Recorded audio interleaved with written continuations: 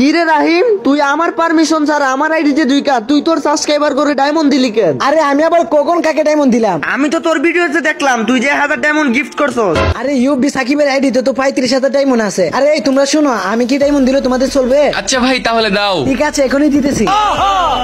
আরে সাকিব কি বলবো, আমার সাবস্ক্রাইবার গুলো ডায়মন্ড নিয়ে মারামারি করতেছিল, তাই তোর আইডি থেকে 1000 ডায়মন্ড দিয়ে দিস ওদেরকে।